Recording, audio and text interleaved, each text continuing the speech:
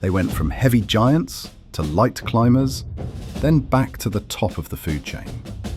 This is the story of how Italian tanks completely reinvented themselves. We start our list with World War I and interwar period. Fiat 2000, a massive steel fortress on tracks. It was one of the heaviest tanks of its era. It moved slowly, but carried a heavy punch for the time. Only 2 were ever built, making it a rare titan of early armoured history. Fiat 3000, Model 21. Based on the French FT-17, this was a nimble little machine. It helped build the foundation of Italy's armoured forces. It was fast for its day and very easy to transport. Fiat 3000 Type 2, an evolution of the original design. It featured dual machine guns and improved reliability for the crew inside. It remained the standard light tank for the Italian army throughout the 1920s. Next, Fiat 3000B. This version brought a much-needed upgrade to the fleet. It swapped out the machine guns for a 37mm cannon to take on harder targets. It was a significant step up in firepower. Fiat 3000, Model 30. The final evolution of this long-running series. It featured a more powerful engine and an improved gun. Even though it was getting old, it stayed in service for a surprisingly long time. The next one, CV-29. A tiny tankette inspired by British designs. It was more of a scout vehicle than a true combat machine. It paved the way for the more famous small tanks that followed in the next decade. L333. This became the backbone of Italian armour for many years. It was incredibly small and cramped for the 2 men inside. It relied on its tiny profile and decent speed to survive on the battlefield. L335. A slightly improved version of the famous tankette. It featured minor mechanical tweaks and better armour plating. It was used in almost every conflict Italy participated in during the mid-1930s. L338. The final major variant of the tankette family. It featured an improved suspension and a single heavy machine gun. It was a brave little design, but it was heavily outclassed by the start of the Second World War. Ansaldo 5T. A prototype light tank that never reached full production. It tried to modernise the light tank concept with a better turret layout. It was an interesting experiment in creating a more capable scouting vehicle. Up next, Ansaldo 9T, a design that bridged the gap between light and medium tanks. It was an ambitious project meant to increase both firepower and protection. It showed that designers were finally looking toward heavier combat roles. Next up, World War II, M1139. A strange transitional design from the late 30s. The main gun was fixed in the hull, while the small turret only held machine guns. This layout proved very difficult to use effectively in actual combat. L640. A proper light tank designed specifically for scouting roles. It was agile and reliable in the field. It served well in the harsh deserts of North Africa and the frozen plains of Russia. M1340. The most famous Italian tank of the Second World War. It was a solid medium tank when it first arrived on the scene. It fought through countless brutal engagements across the North African desert. Next, M1340 Centro Radio.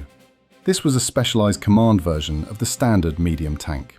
It carried extra radio equipment to coordinate large formations of vehicles. This meant sacrificing some ammunition space to make room for the electronics. M1441, an upgraded version of the previous medium tank series. It featured a more powerful engine and better dust filters for desert warfare. It was a tough design, but it was quickly becoming aged by the time it arrived. Up next, M1542, the last of the medium tank series to see active service. It featured a longer, more powerful gun and a much better engine. Unfortunately, it arrived just as the tide of the war was turning against Italy. Up next, M1542 Anti-Aereo, a rare and deadly anti-aircraft variant. It mounted 4 20mm cannons in a brand new turret. It was devastating against low-flying planes and could even shred light ground targets with ease. Up next, Carro Armato Celere Sahariano, inspired by the fast British cruiser tanks. It was incredibly quick and sat very low to the ground. It was designed specifically for high-speed battles in the desert, but the project was cancelled before it could fight. P2640, Italy's only heavy tank to reach production during the war. It featured thick, sloped armour and a powerful 75mm gun. It was a very modern and capable design for its time. Next, P-43, a projected heavy tank that only existed on paper and as a small-scale model. It was meant to be even larger and better protected than the P-40. It represented a major leap forward in Italian heavy tank theory. P-43 bis, an even more powerful upgrade to the P-43 project. It was designed to carry a massive 90mm gun. If it had been built, it could have challenged the very best Allied and Soviet tanks. Moving on to Cold War, Indigenous, Leone main battle tank. A fascinating joint project with West Germany. It combined Italian design preferences with German mechanical technology.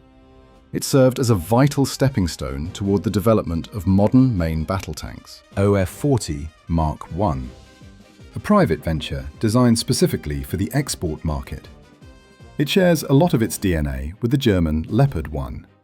It featured a very modern fire control system and a powerful main cannon. OF-40 Mark II. This version improved the export design with a fully stabilized gun. This allowed the tank to maintain incredible accuracy while moving at high speeds. It was a major upgrade for combat effectiveness. C-1390 light tank, a lightweight armored vehicle designed for maximum mobility. It packed a big 90mm punch in a very small package. It was perfect for rapid response and flanking maneuvers. To wrap things up, modern era. C-1 Ariete, the pre-production version of Italy's modern main battle tank. It was used for extensive field testing of all the new electronic systems. This ensured everything was ready before full-scale production began. C-1 Ariete, the pre-production version of Italy's modern main battle tank. It was used for extensive field testing of all the new electronic systems. This ensured everything was ready before full-scale production began. Then, Ariete PSO, designed specifically for peace support operations. It features improved protection against mines and handheld anti-tank weapons. It is optimized for safety and performance in difficult urban areas. Ariete AMV, the latest modernization of the Italian main battle tank.